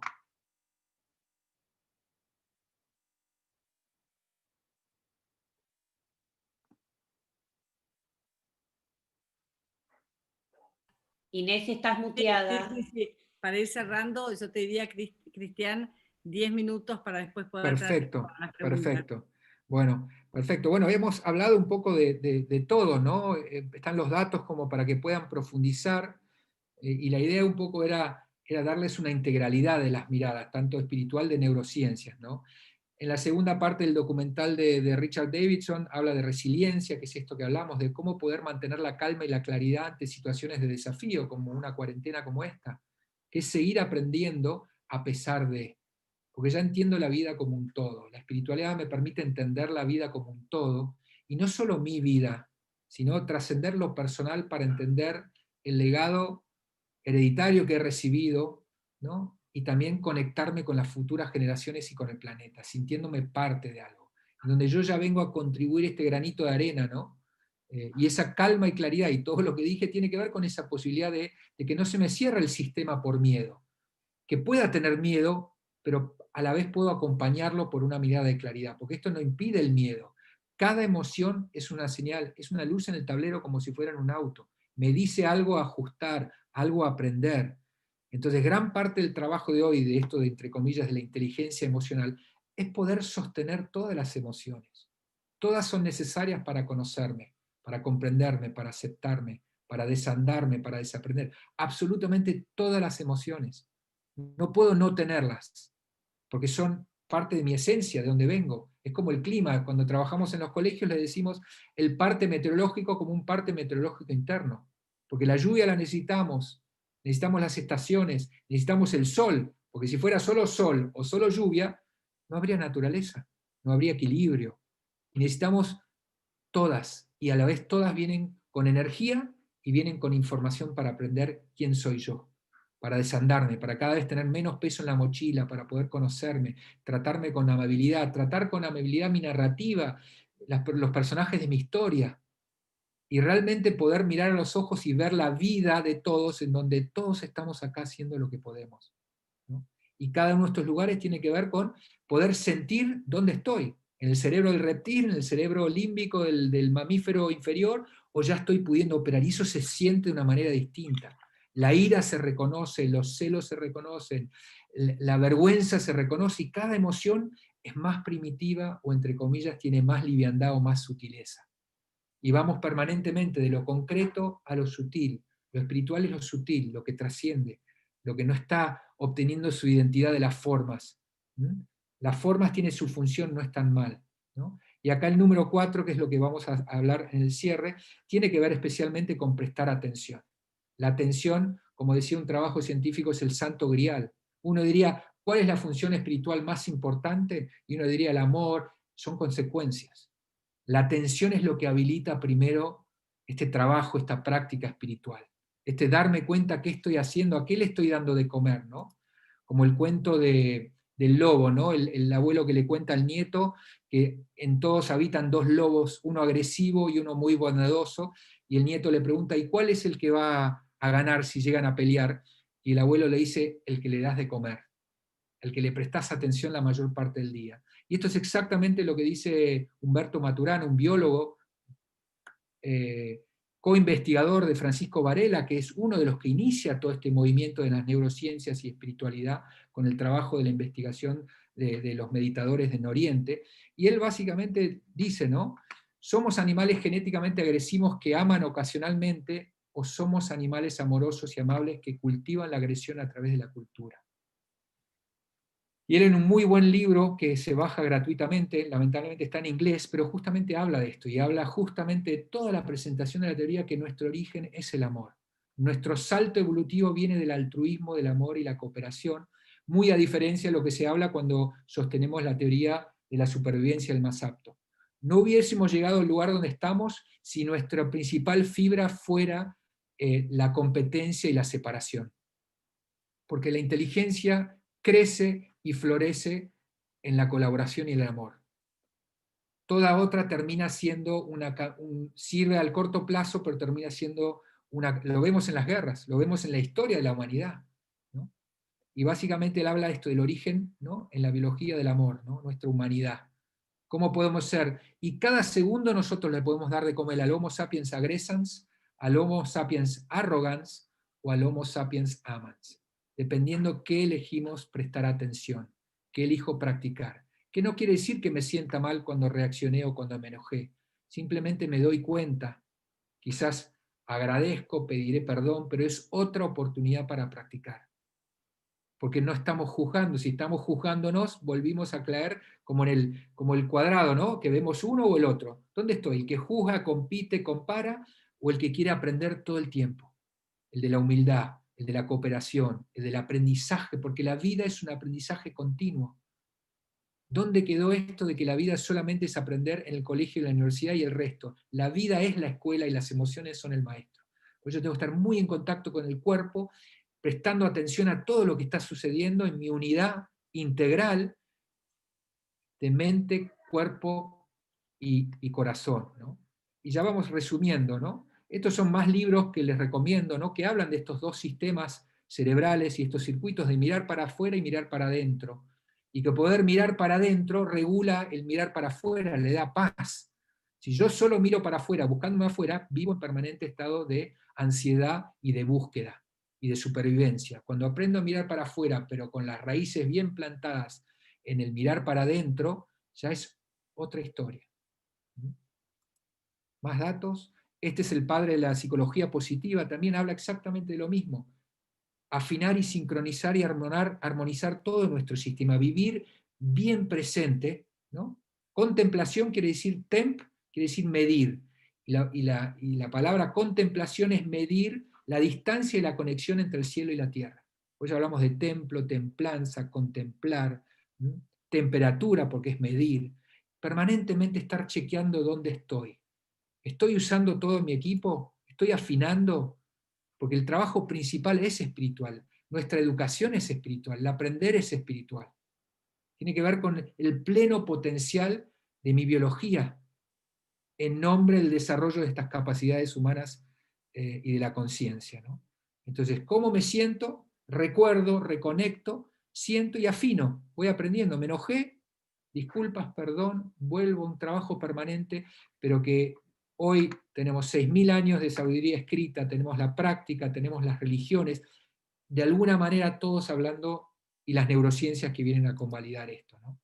Y nuestro cuerpo que nos informa.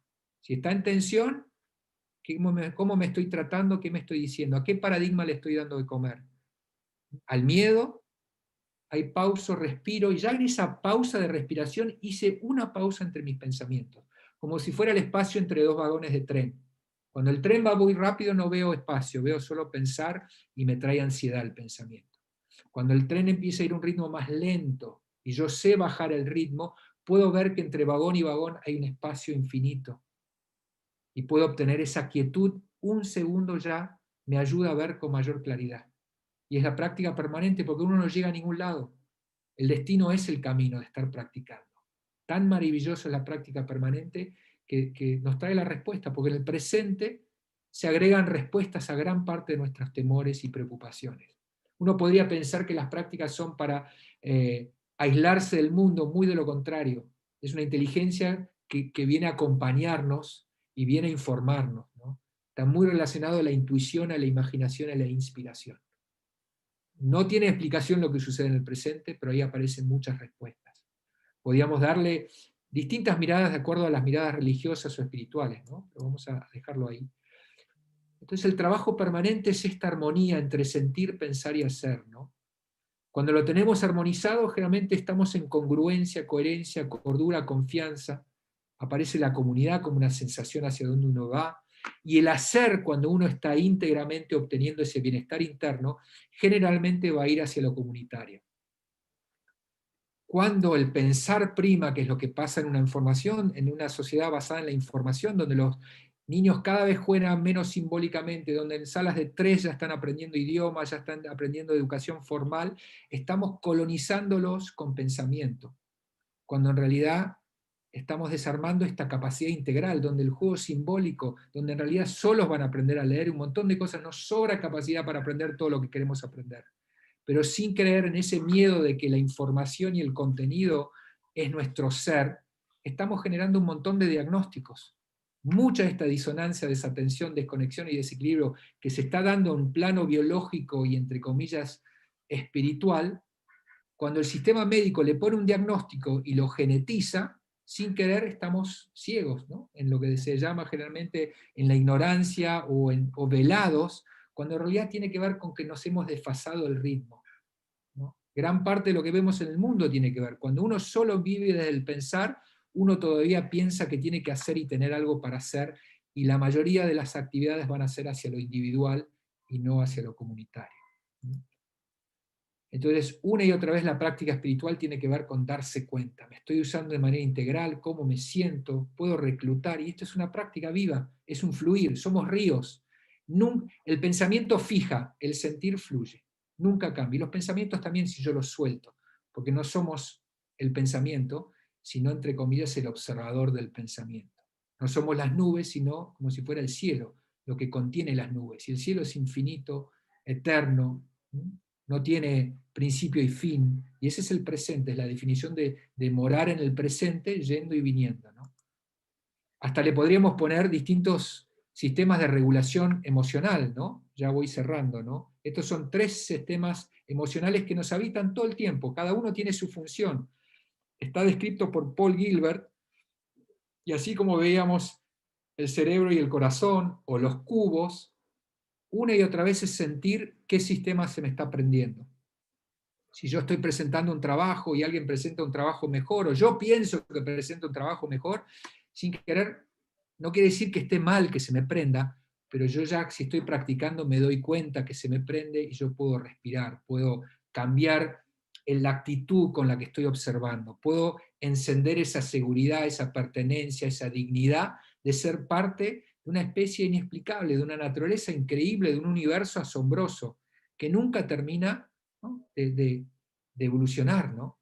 Entonces, ¿cómo me siento?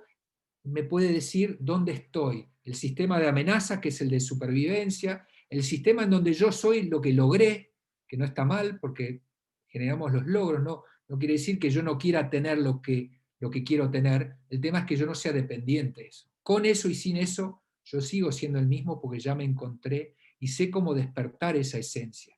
Estable, seguro, satisfecho con la conexión, ¿no? Tiene que ver con unas hormonas, y la práctica hace que esto se transforme en un modo de ser, ¿no?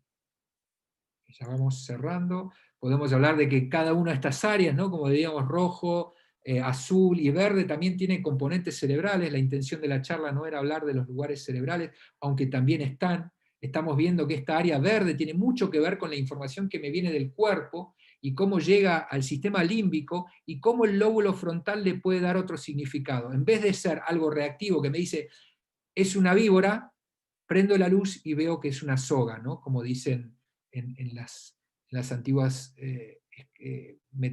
analogías de distintas tradiciones espirituales. Es la corteza prefrontal la que me permite ver con claridad, porque observa que se me enciende el límbico, ¿no? Pero básicamente tiene la posibilidad de observarlo. Obviamente, si explota una bomba o pasa algo severo, esto funciona porque me evita justamente perder tiempo, ¿no?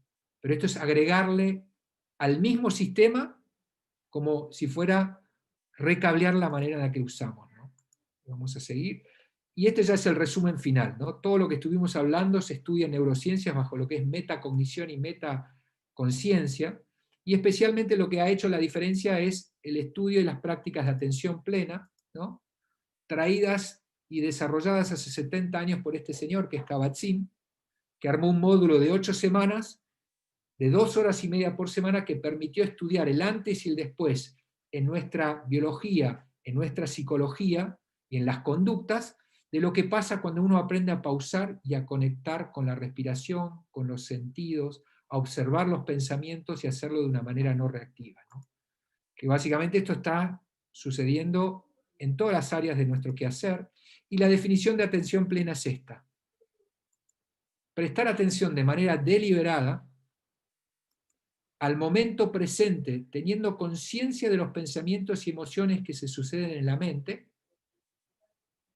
La intención es practicarlo, ¿no? De manera abierta, no reactiva, o con bajo nivel de reacción, o observando que estoy reaccionando, y especialmente con esta actitud, ¿no?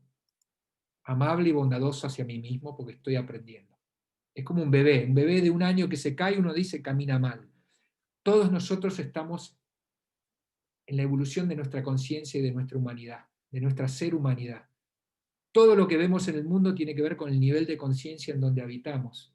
Y el nivel de conciencia donde habitamos es el nivel de educación o de compañía que recibimos. Por eso, esto es la necesidad de la comunidad, la necesidad de despertar, ¿no? Y de generar despertares, ¿no?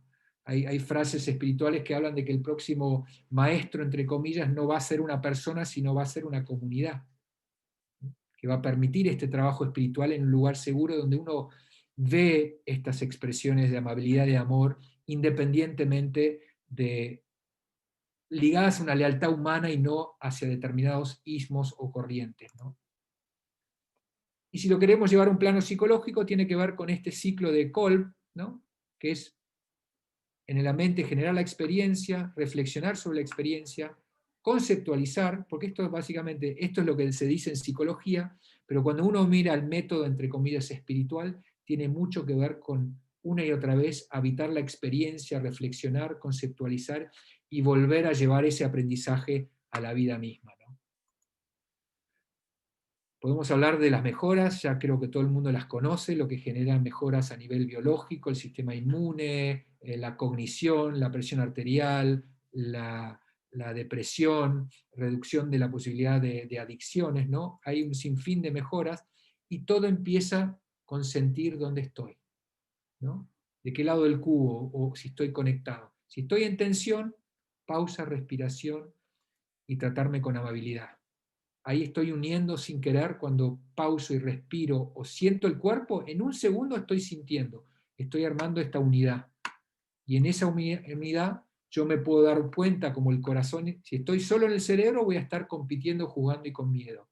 Cuando me doy cuenta puedo empezar a practicar el otro paradigma que me habita. Igual que el cubo, la actitud de querer ver el otro cubo. No los puedo ver a los dos al mismo tiempo, pero me puedo dar cuenta dónde estoy, ¿no? Y esto haciendo eje en una atención muy amable y muy abierta que me incluye. Eso se llama metacognición, ¿no? Como los edificios. Yo ya me veo, habito la conciencia de estar siendo consciente de que estoy pensando y estoy sintiendo determinada sensación. Y me quedo ahí un segundito para seguir aprendiendo, ¿no? ¿Y por qué la respiración? La respiración está íntimamente ligado al nervio vago, al sistema parasimpático. Con solo pensar en la respiración, yo necesito aire. Solo piensen en respirar y van a ver que les genera un fenómeno que se llama disnea fisiológica, que es hambre de aire. Y en esa pausa que hacen y en esa inhalación más profunda, aumentan el tono del parasimpático y regulan el simpático. Un segundo. Después el automático vuelve hacia lo que me falta, lo que quiero, lo que no tengo, lo que tendría que haber sido, pero en la práctica recurrente vamos nivelando cuando nos encontramos y llevamos nuestra atención al presente. Esperen que... Ahí está. Bueno, entonces, despertar para querer cultivar o comprender para despertar, ¿no? Son distintas maneras. El eje de gran parte de estos avances en neurociencias vienen con esta práctica tan simple de pausar, de aceptar no lo que está sucediendo, sino la experiencia y el fenómeno de lo que estoy sintiendo, de lo que estoy sucediendo. Como dice el brother David Steindl-Rast, no es estar agradecido por lo que pasó, sino la oportunidad de poder vivir lo que está viviendo con una actitud de aprendizaje y gratitud hacia la experiencia misma de estar vivo con una actitud de aprender y ser un aprendiz de la vida todo el tiempo. Porque todo es nuevo siempre, siempre. Cada instante es nuevo. Yo puedo comer algo y puedo haber comido una tostada con manteca, pero esa tostada con manteca que voy a comer nunca la comí las otras. Y esto depende de darme cuenta si se interfiere el pensamiento y la historia como el menú. Es como ir a un restaurante y comer el menú en vez de esperar la comida. Y la mente y los pensamientos permanentemente están generando conceptos que nublan el presente y la vida plena que está detrás de esos conceptos. No es que el pensamiento esté mal, sino es ponerlos en perspectiva. Darme cuenta cuando me identifico con mi mente y con mi identidad narrativa y cómo suelto y me vuelvo a conectar con el misterio, ¿no? con aquello que es inexplicable, pero que está porque lo siento cuando aprendo a pausar y hacer silencio, ¿no? Y hoy incorporarlo como una práctica. Así como se dice que hace 5.000 años aprendimos a leer y escribir y mucha gente estuvo en contra de practicar leer y escribir o algo, hoy las prácticas de reconexión, de realmente entender que hemos dado vuelta el carro y el burro, ¿no? En cómo nos educamos, hoy yo creo que educación es sinónimo de espiritualidad, porque es despertar primero el ser para después ver qué es lo que quiero hacer y tener. Por suerte lo estamos pudiendo hablar con esta claridad, ¿no? Entonces, el arte, la espiritualidad puede ser definida como el arte de aprender de la vida todo el tiempo, de esta conexión, y es un aprendizaje que no para, pero da tanto sentido, tanto propósito y tanto conexión a la vida, que es como el poema o la frase de Emily Dickinson: la vida es tan asombrosa que existe poco tiempo para otra cosa si uno está conectado con la vida y con el arte de aprender a estar conectado con la vida, con la respiración, con lo que pasa, con la emoción, sea cual sea. Uno transforma la vida en un eterno camino de aprendiz y aprendizaje en la práctica de darse cuenta. ¿Qué estoy sosteniendo? ¿A qué le doy atención? ¿Qué estoy sintiendo? Ahí yo puedo elegir. ¿A quién le doy de comer? ¿Al Homo sapiens amans, al agresans, ¿no? Al arrogans? Y no tiene que ver con decirle a los demás, sino básicamente, porque uno es que uno despierta, uno quiere cambiar el mundo y está muy bien que sea así, y a la vez el mundo se cambia animándose uno a hacer ese cambio que uno quiere ver afuera y manteniéndose en esa humildad y en esa congruencia, en esa coherencia, ¿no? Darse cuenta cuando uno se confundió con las nubes, cuando en realidad somos el cielo y el sol siempre está ahí, nunca se va más allá de las nubes, ¿no?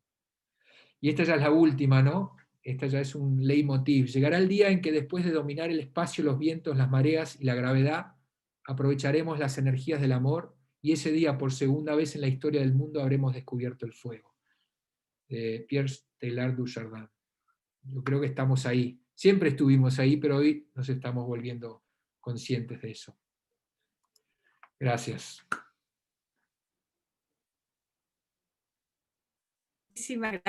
Muchísimas gracias, Cristian. Yo creo que antes de ir a las preguntas, invito a toda la galería a, a abrir los micrófonos y hacer un aplauso cerrado.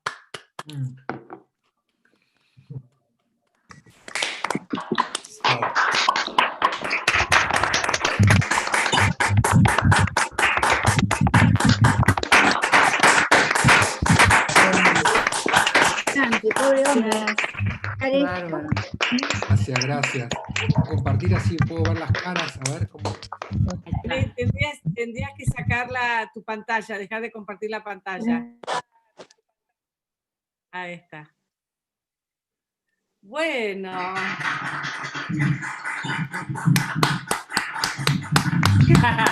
Está muteado, Cristian. Gracias. Bueno, ahí veo a todos.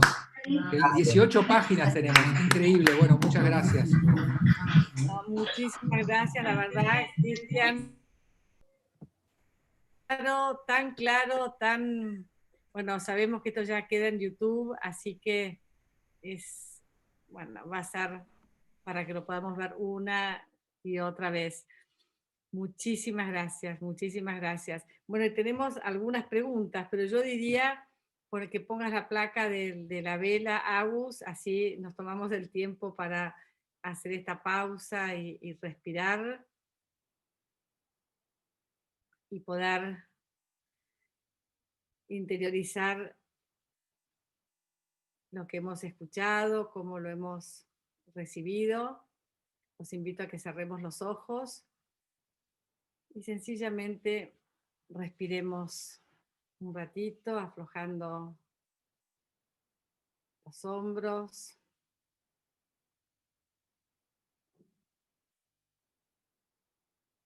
Tomando conciencia de esta resonancia interior que queremos asimilar, interiorizar.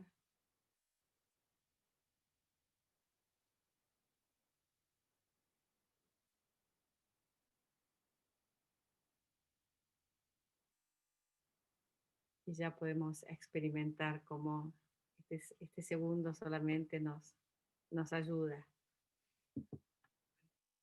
Y vamos con las preguntas.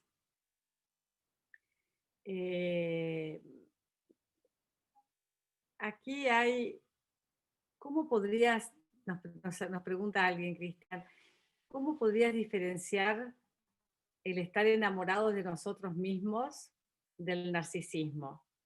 Una pregunta. La segunda sería, ¿qué podrías decirme como médico y científico cuando experimento que puedo estar 8 horas con mi nieto de año y medio y siento claramente que es estar en puro presente? 3, ¿se puede curar la depresión con la meditación? Y si pudieras explicar un poco más acerca de la bipolaridad y la meditación. Bueno, y después 2 más.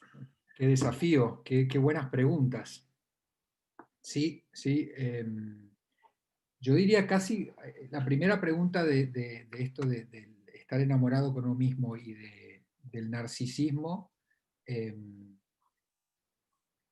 por un lado, hasta puede ser un camino, ¿no? Del despertar espiritual, ¿no? Porque en ese furor curandis como un médico, ¿no? Que quiere curar a todos, a veces en esa sensación de... así es el golpe también, ¿no? Después de cuando uno realmente se da cuenta que lo que uno estuvo construyendo en realidad no sirvió o no da esa comprensión, ¿no? De la vida como un todo, ¿no? Porque termina armando un camino muy rígido. El narcisismo o la manera narcisista de ser no deja de ser una manera rígida de contemplar la realidad, y la realidad es fluida, no la podemos controlar. Eh, y una válvula de seguridad es que la espiritualidad, verdadera espiritualidad, o verdadera, de vuelta caemos en la trampa de las palabras, ¿no? Porque esto es hablar de los demás, y yo creo que todos tenemos una cuota de narcisismo, tenemos que desandar, porque el ego es esa función de supervivencia que tenemos que tener en algún momento para hacernos fuerte, para después poder aprender, porque no tener ego también es imposible. No sé si en 1.000.000 de años por ahí nacemos sin ego y ahí sí se puede, pero sería hablar de... Entonces, una cosa es el narcisismo como trastorno de personalidad, y como toda dificultad de personalidad es muy rígida, y esa válvula de seguridad, o perdón, esa sensación de paz que trae, ¿no? El aprendizaje espiritual, en el narcisismo se vive, o la persona vive, no solo el sufrimiento propio, sino lo de los demás. Puede atravesar estados quizás de alegría o de felicidad, pero otra cosa es realmente tener una manera de entender la vida donde uno puede justamente comprender la vida como un todo, ¿no? Y no como algo que hay que asegurar o mantener seguro. Generalmente, la persona narcisista o el que tiene rasgos narcisistas, hay determinadas cosas que le dan seguridad que siguen proveniendo de afuera. Y de vuelta, esta es una respuesta muy teórica, ¿no? Porque todos tienen sus cosas externas e internas, ¿no? Así que es un trabajo individual, ¿no? Quizás yo no podría hablar de otro, lo que tendría que ver es en qué momento yo piso el palito y sí obré desde el ego, desde el narcisismo, de algo que no compartí o me dio miedo, y es lo único de lo que puedo hablar es de mi experiencia personal, ¿no? Puedo señalar estas cosas como una reflexión interesante para poder hablar, pero con el riesgo de uno decir, uno está acá y el otro está allá, ¿no? Eh, pero en teoría el narcisismo habla de una mayor rigidez y una dependencia aún de cuestiones externas para lograr seguridad, que si esas cosas perduran toda la vida, sea que yo tengo qué sé yo, mi reino, mi poder toda la vida, y quizás sí, quizás yo pienso que soy muy espiritual, pero yo creo, todavía no llegué, pero por lo que he leído y porque lo he visto, el último segundo, ¿no? Será el juicio final. Antes, esa sensación de que uno sabe, ¿no? Dónde está obrando, qué es, qué no es. Y eso, ¿no? Que llamamos quizás como analogía, ¿no? De juicio, también es uno mismo, uno sabe, en mayor o en menor medida, ¿no? Esa sería mi explicación de cómo diferenciarlo, sería uno mismo, ¿no? Un poco sintiendo, sin sentirse mal de vuelta, porque esto es un camino muy compasivo hacia todo, pero cuando uno se da cuenta, a veces hay una caída de eso, porque uno puso la seguridad en algo, y de vuelta, ahí es volver a empezar, porque es como la flor de loto, ¿no? Mirando el cielo, pero los pies en el barro, ¿no? Subimos y bajamos, y la idea no es no sufrir, sino poder sufrir con confianza, con amabilidad, con comprensión, ¿no? Perfecto. Y Una persona dice, hace mucho que medito y mis pensamientos siguen llevándome a lugares oscuros de mucha angustia. Ah, ¿Cómo alimento al lobo bueno? ¿Puede ser algo químico? por ahí yo me había quedado con las otras dos, porque había dos más, ¿no? Y esta por ahí está relacionada con las otras dos. ¿Las tenés Bien. ahí a mano? Porque eran muy buenas también. ¿Qué podrías decirme como médico y científico cuando experimento que puedo estar 8 horas con mi nieto de 1 año y medio y siento claramente Fantástico. que es estar en puro presente? Y si se puede curar la depresión con la Sí. meditación y algo más acerca de la bipolaridad. Sí, me recuerda una experiencia o muchas experiencias que he tenido cuando estoy en el consultorio trabajando con padres de niños con distintos diagnósticos, algunos muy complejos, y escucho a los abuelos jugando afuera en el consultorio que pueden estar 2 horas jugando sin tiempo, con una presencia absoluta. Y yo creo que eso es un muy buen ejemplo de lo que es la sabiduría que venía antes, quizás. Hoy hay que ver cómo llegamos, ¿no? Con tanta tensión y cuánto estrés, pero eso de la vida ya haberla entendido, ¿no? Y ya poder, como dicen en las prácticas Zen, cuando estás comiendo, cuando estás caminando, cuando estás abriendo la puerta, estás abriendo la puerta, ¿no? ¿Cómo nos podemos sincronizar, ¿no? Que la mente esté en el mismo lugar donde están los ojos y donde están las manos, ¿no? Y cuando uno está en esa situación, es lo que acaba de describir esta persona, justamente con su nieto, que anticipo que ya tiene experiencia de vida, y es una muy buena descripción de lo que pasa cuando de alguna manera uno hasta cierto punto cumplió también con los mandatos, porque cuando uno no cumple y tiene permanentemente la sensación de insatisfacción de no haber llegado y de estar exigiéndose, a pesar de la edad también puede pasar que eso no esté sucediendo, pero yo creo que la mayoría de las veces, más en presencia de nietos y los niños y los cachorros tienen esa... Por eso sobrevivimos, porque el bebé que viene al mundo nos arranca sonrisas y nos hace olvidarnos, y los niños tienen esa frescura que nos hacen nosotros ascender a su nivel, ¿no? A esa mirada fresca de asombro, de no poder creer la creatividad del juego y lo que trae un niño que apenas está acá sin nada por hacer, sino simplemente habitando el presente, ¿no? Así que sí, es un muy buen ejemplo.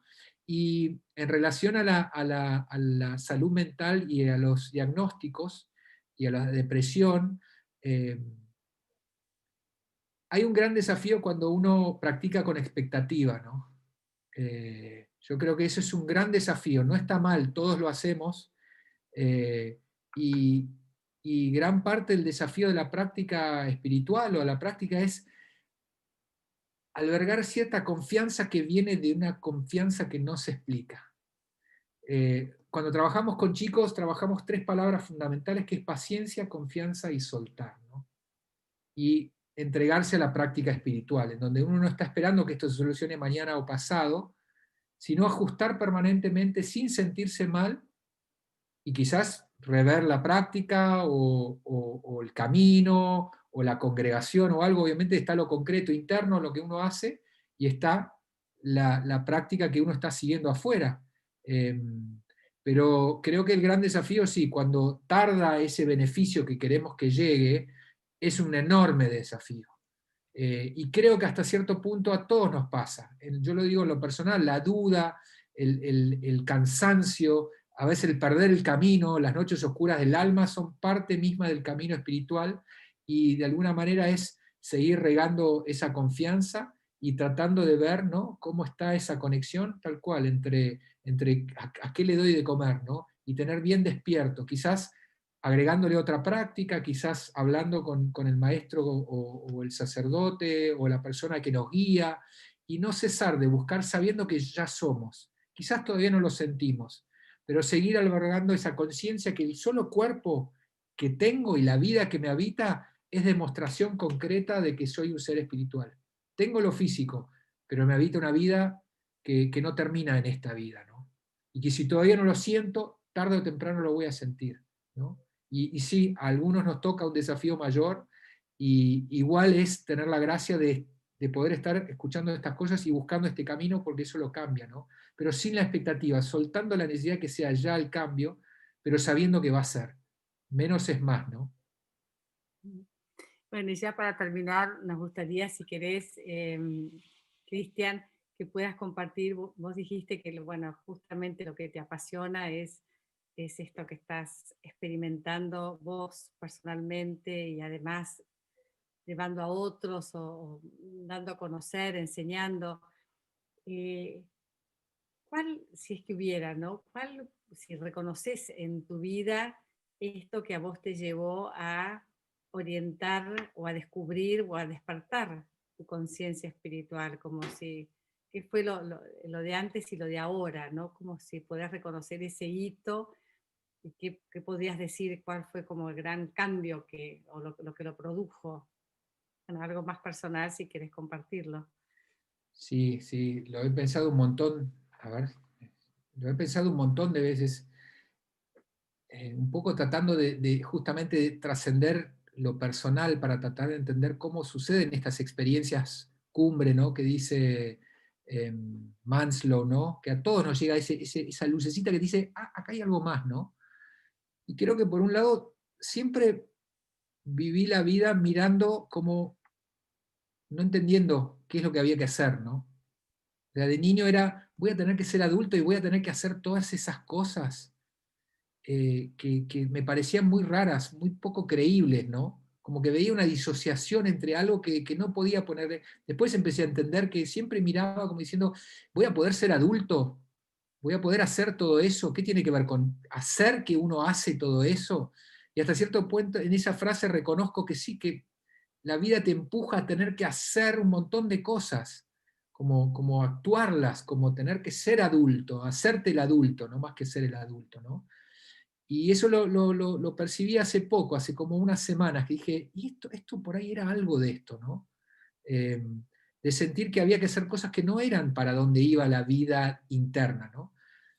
Y después, algo bien claro que fue, habrá sido a los 30 y tantos años, literalmente un día sentado en un escritorio en Fleni, yo era director de psiquiatría infantil, estábamos armando el proyecto de Escobar, o sea, iba a ser director de Fleni Escobar también, con la responsabilidad del diseño y la creación del proyecto y la dirección.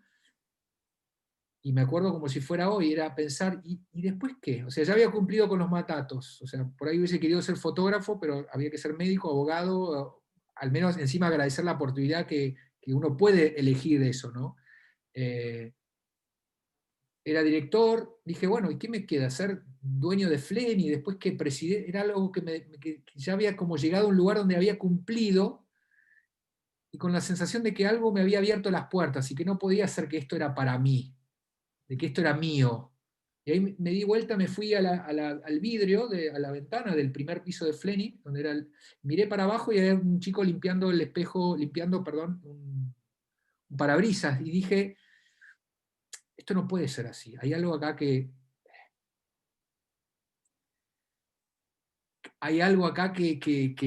tiene una responsabilidad enorme, ¿no? Y, y ahí es donde dije, ¿por qué yo no estoy ahí, no? ¿Y qué conlleva esto de que la sensación es que siempre, más allá, vengo de familia de posguerra, mi madre con- con un problema con el alcohol desde siempre, mi padre desaparece a los 8 años, una familia muy complicada, a los 13 años porque estaba todo el día en la calle, literalmente me incendio porque me quemo el 60% del cuerpo, o sea, un montón de cosas, ¿no? Y a la vez siempre la sensación de que zafaba, de que no quedaba práctica, o sea, practicando cosas que uno no tiene que hacer, y siempre cierta estabilidad que mantenía como una quilla y una orientación que no me permitía desbandarme del todo, ¿no? De la gente el grupo de amigos que encontré, el grupo de entrenadores de un deporte que conocí, y siempre como algo que era algo especial, y dije, esto no es mío, esto no puede ser mío, esto acá hay algo más, ¿no? Y dije, ¿dónde encuentro algo que me hable de esto? Yo ya cumplí con la ciencia, con la medicina, y el primer libro dije, bueno, voy a leer el libro, el de nuestra cultura, ¿no? La Biblia.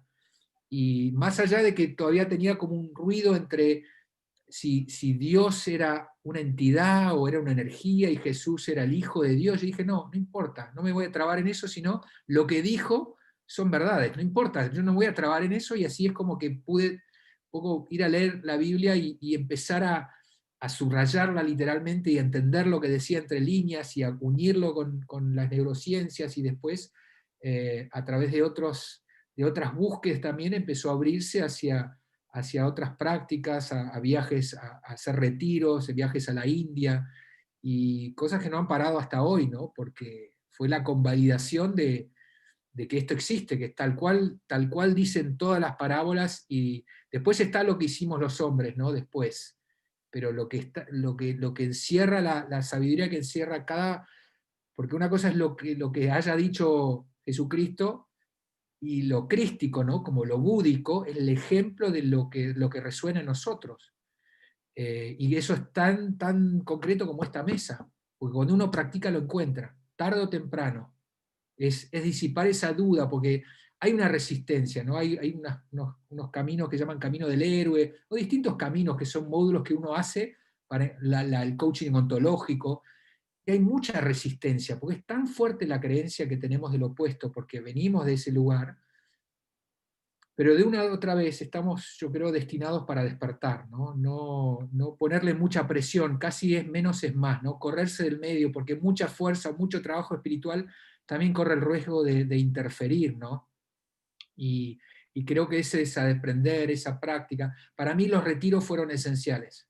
Había leído mucho, había hecho módulos de prácticas, pero cuando hice retiros de silencio de 5 días, de 10 días de silencio, literalmente de silencio, ahí es donde empecé a entender, ¿no? O las experiencias en la trapa o en distintos lugares, donde uno realmente haciendo esa vida de silencio, ahí algo empieza a hablar, ¿no? Esa fue mi experiencia, ¿no? Wow, muchas gracias por abrir tu corazón y por compartirlo tan generosa, con tanta generosidad, Cristian. La verdad que nos unimos a tu corazón agradecido. Qué lindo. Y bueno, ya nos quedaríamos, siguen resonando estas palabras y sobre todo tu testimonio, tu corazón, creo que es el tesoro más grande que, bueno, que corona tu presencia hoy entre nosotros. Muchísimas gracias, muchas gracias, Cristian. Somos compañeros de camino, todos los que estamos aquí. Nos hemos encontrado porque estamos caminando juntos en esto que somos, nos habita y anhelamos, lo tenemos y al mismo tiempo lo buscamos, y que es muy grande esta vida. Vamos entonces ya a despedirnos, y yo Gracias, Inés. invitaría a todos que así como empezamos lo mismo, vayamos a la vista de la galería y poder todos mirarte, Cristian, y bendecirte, Sí. desearte lo mejor a vos, a tu familia, a tus proyectos, todo lo que entregás, lo que irradiás, para que venga, que siga este fluir, esta abundancia que compartís tan generosamente. Y que así sea, hasta siempre. Bueno, vamos entonces ahora con las placas. Gracias, Inés. Muchas gracias.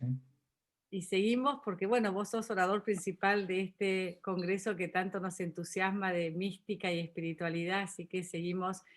Y bueno, y está entre nosotros Solange, el seguir con esto de neurociencias y contemplación, así que vamos a seguir Bueno. en esta brecha.